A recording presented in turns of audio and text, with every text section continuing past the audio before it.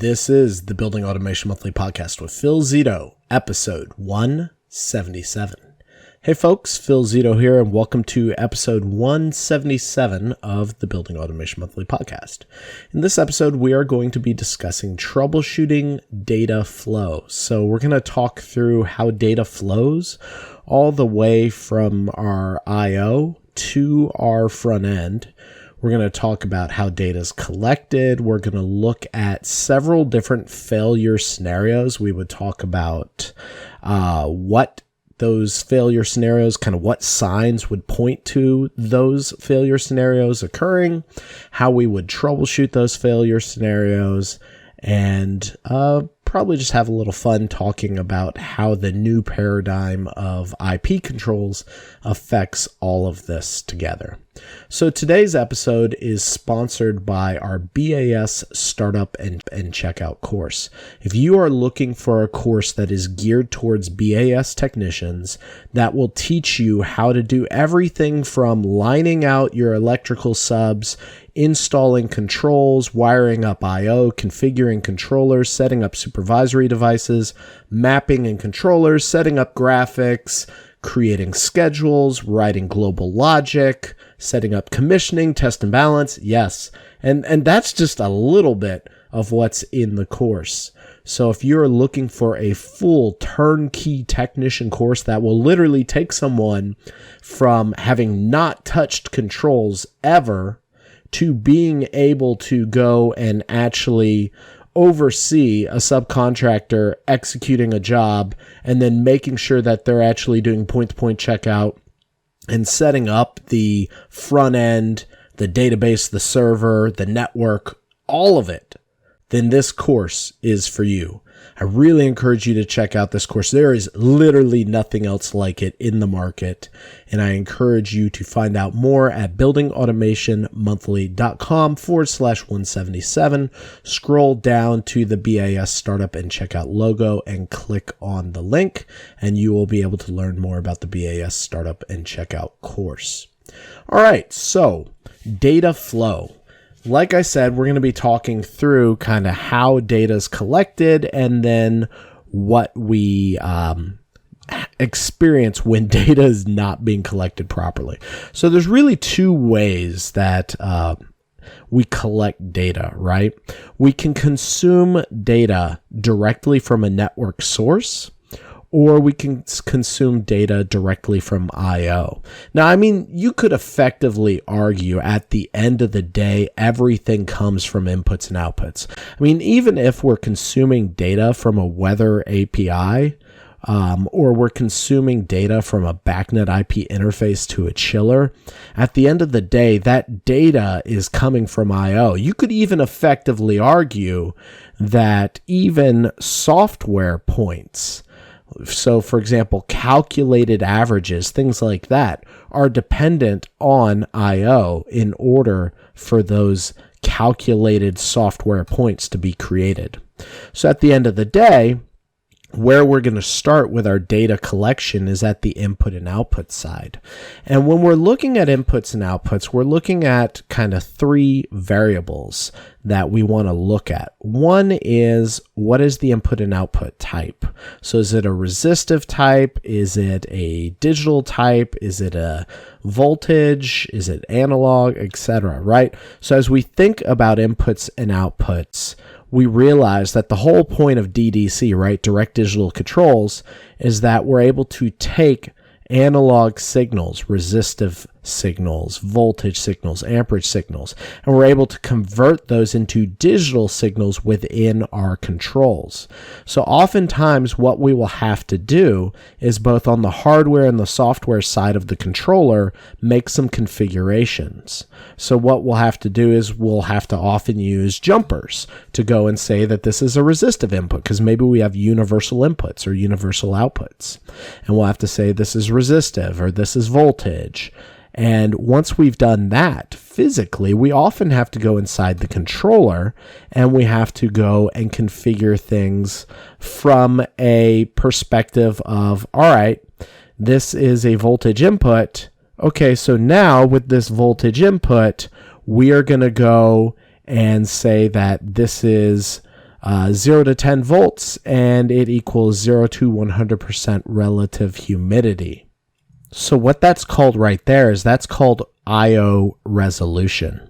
So what we want to do is we want to be cognizant of resolution, because if we say that we're looking only at whole numbers and it's relative humidity, I don't want to say that we should get away with that, but I mean, if I'm honest with you, a 1% humidity change is not the end of the world. So, I mean, if our resolution's a little off, it's not the end all be all, especially when you get to large things like CO2 levels, where we're looking at 0 to 2,000 being our typical part per million range.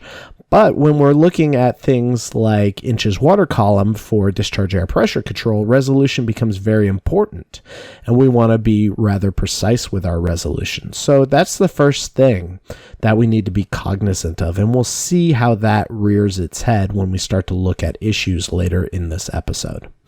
All right, so from there we move into the CPU of the controller. So typically what will happen is inside this controller, we will be processing that data, and the controller will process that data and then send it via a communication bus to a supervisory device.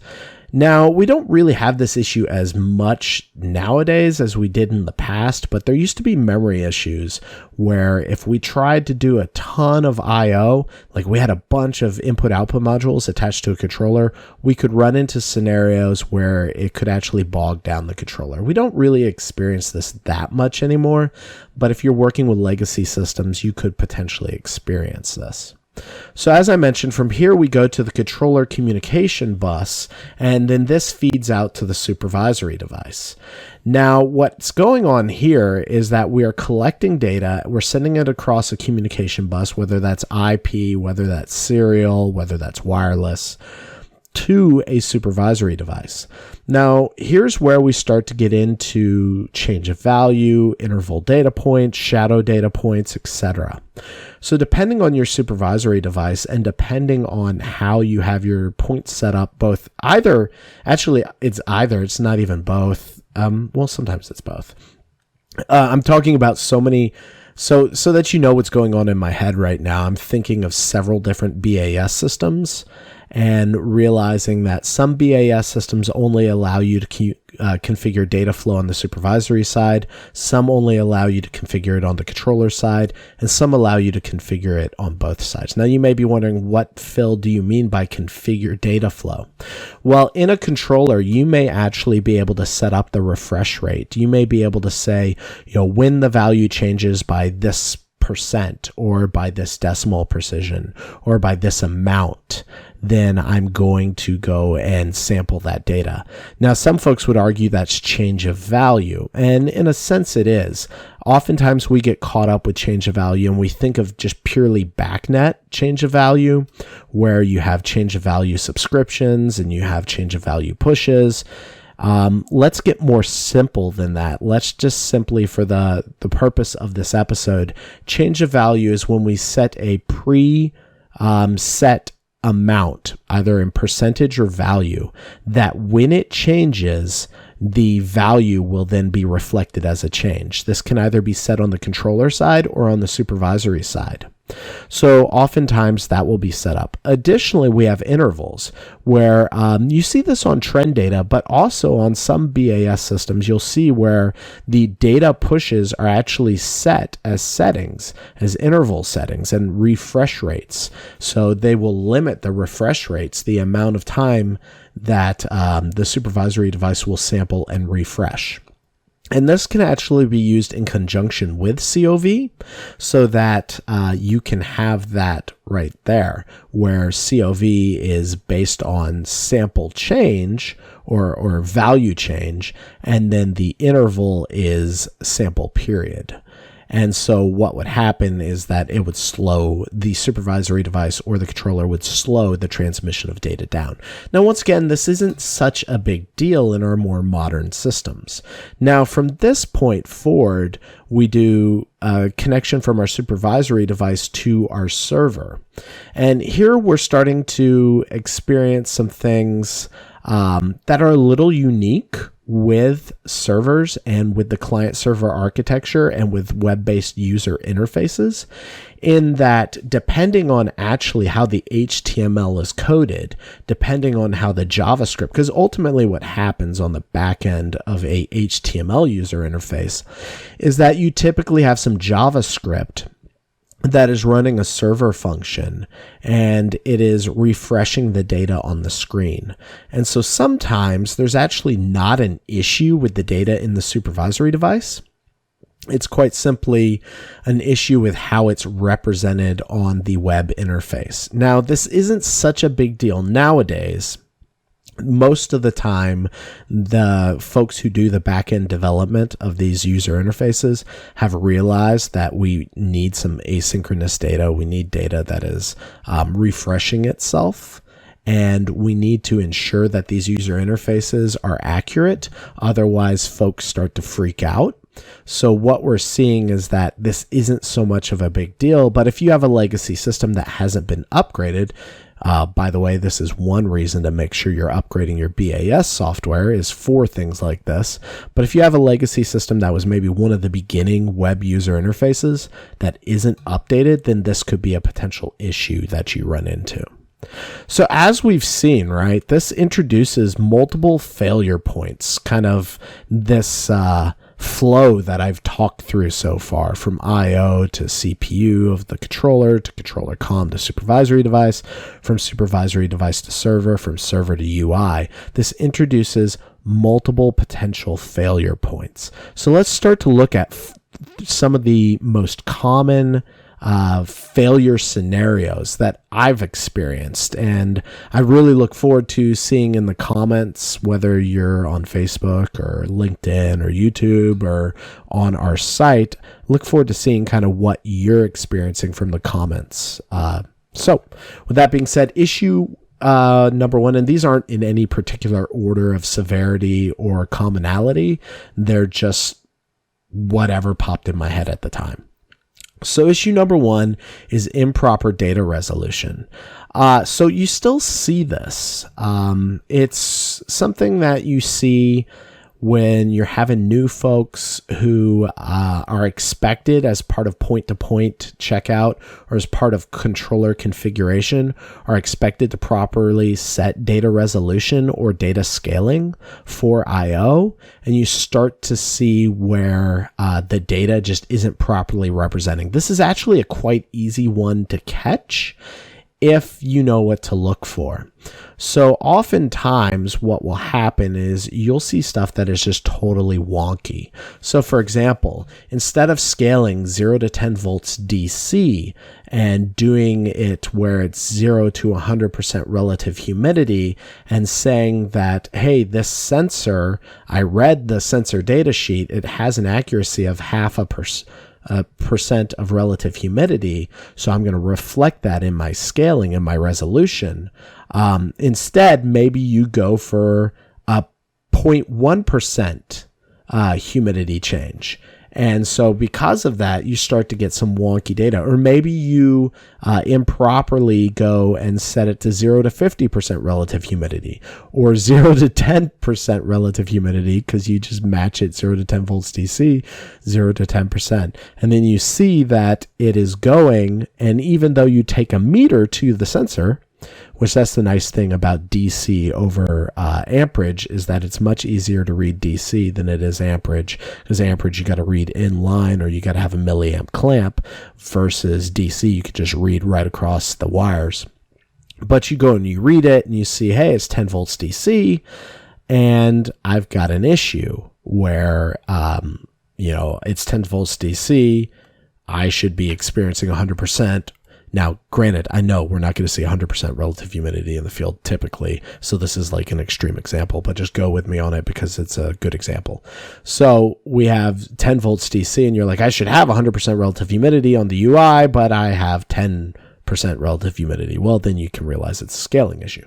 Or you've got, 6 volts DC, you should have 60%, but you have 40%. That could indicate maybe you flipped your scaling. Also, you can have issues where you have polarity reversed on the wire. So this can all come in to right here, improper data resolution, right? And improper data scaling. Now, the inverse, and fixing that, right, is just going into the settings of the controller and making sure the configuration settings are right. Now, the inverse of that, of the software side being improperly set up, is I/O failures, which is issue number 2, right? And this is where the actual I/O has failed. This is where maybe the sensing element has failed, or things are improperly calibrated, or the wiring is frayed or loose. And because of this, you are getting sporadic signal loss, or you're just getting complete signal degradation and improper values. Now, this is why I always recommend plugging into the controller when you're troubleshooting these kind of scenarios, not trying to troubleshoot it from the front end, but actually being at the controller and looking at both the physical side as well as the data side. Because oftentimes what will happen, especially with newer techs, is they will troubleshoot either whatever they're most comfortable with, either the physical I/O if they come from an installing background, or they'll troubleshoot the data and the controller settings if they come from more of an IT background.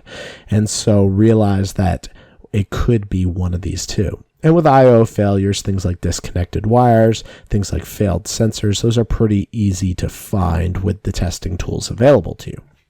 All right. From there, we move into issue number 2, which is communication issues. And I know that's like a broad, I should probably break this into sub issues because I'm going to talk through multiple different scenarios. But when I think about the most common communication issues, there's kind of 3 that pop into my mind.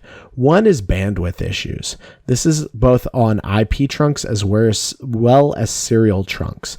Now, there's this common misconception with IP that you can't have bandwidth issues with it because at the end of the day, our BAS data is really small. I think we would all agree with that. I mean, anyone who tells you that your BAS system is going to eat up a gig connection is wrong. I mean, you would have to have a freaking huge BAS system to eat up a gig of data with just BAS traffic. So oftentimes when we're having issues over IP, it's actually related to quality of service, which is basically what happens is BAS data. So let's back up. Have you ever had, you're trying to use the internet at your house and someone is like downloading a video or watching Netflix with Ultra HD and your internet is just slow?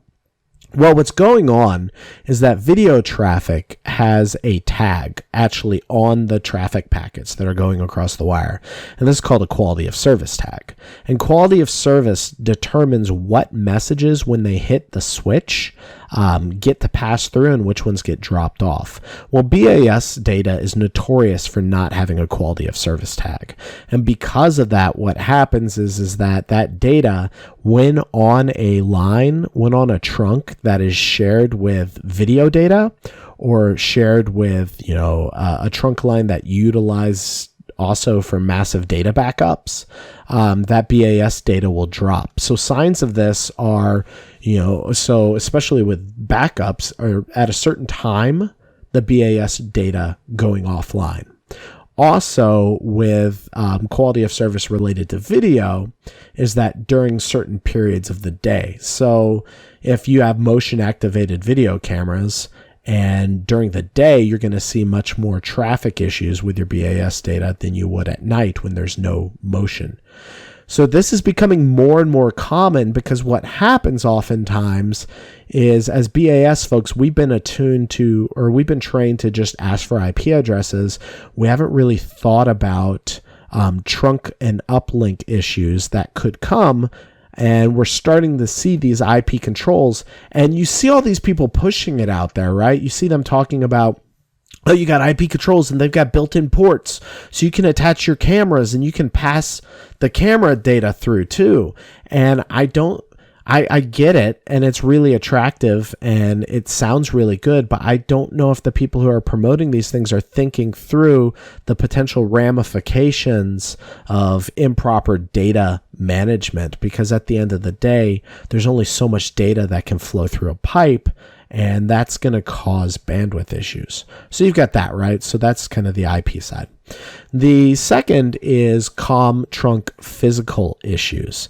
So this is where you have someone splice a line, or someone didn't properly terminate a COM trunk, or someone crossed polarity, or someone went and terminated both sides of the, oh my gosh, why is it slipping my brain? Both sides of the shield, and created an antenna, and now you're grabbing all the interference. So those are physical issues, and you can troubleshoot those using a multitude of methods that we'll probably cover in a future episode, just because I'm looking at the time on this episode, and it would probably take quite a bit to discuss that.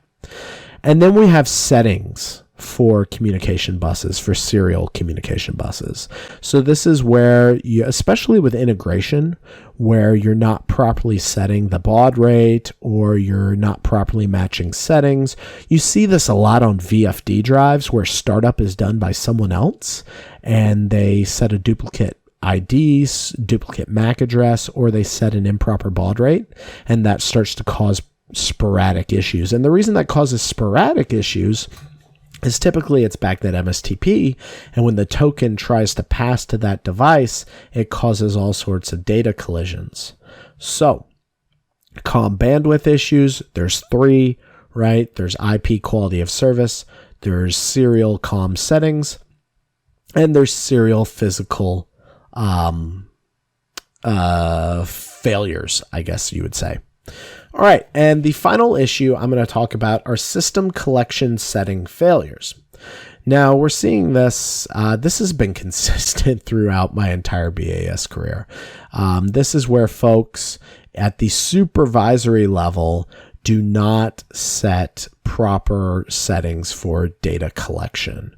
So this is where data points are set to collect every 5 minutes.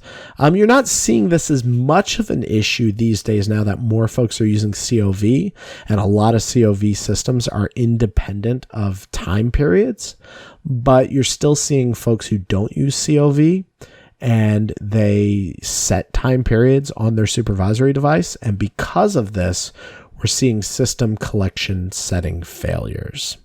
Ways to troubleshoot this are looking at if you're seeing the data refreshing in the controller, but the data is not refreshing at the supervisory device, and you don't have COM bandwidth issues, often indicated by some of the points are refreshing perfectly fine, but others aren't. That is often a setting failure. Now, it could be an IO failure, but most of the time it's a setting failure.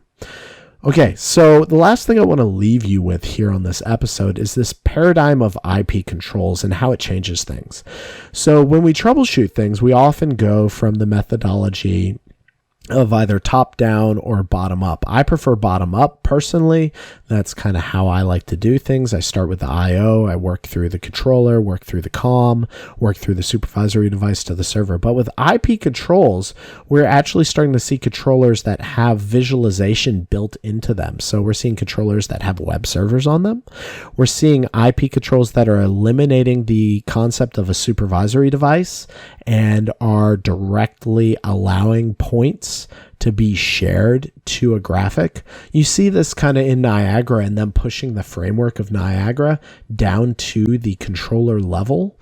And so you see where you can essentially add those devices, those IP controls, and pull points directly off of them to the server and map those to graphics. So naturally, this creates a new potential issue related to all of the issues that we've discussed so far, in that when we're troubleshooting and we're using our methodologies to kind of work from IO to the server, we have to realize that oftentimes we're skipping supervisory devices, but we are introducing network troubleshooting to our concept here. So instead of just going and troubleshooting the COM trunk and supervisory device, Oftentimes now we're using IP networks, and maybe our controls are going to a layer 2 or layer 3 switch at the access level.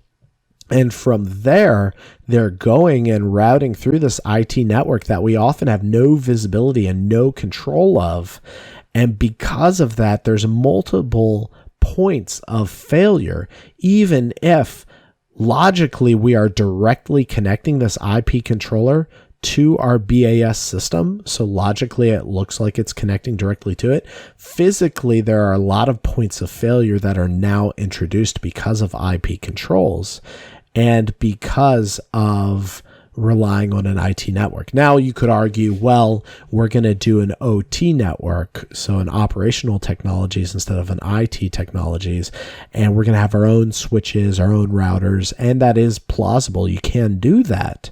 However, just realize that the level of expertise around IT, when you start to introduce IP controllers, is much more intensive and is going to require you to have those capabilities in order to be able to troubleshoot. So there you have it. That is troubleshooting data flow. We're looking at a couple different data types. We're looking at how data consumed.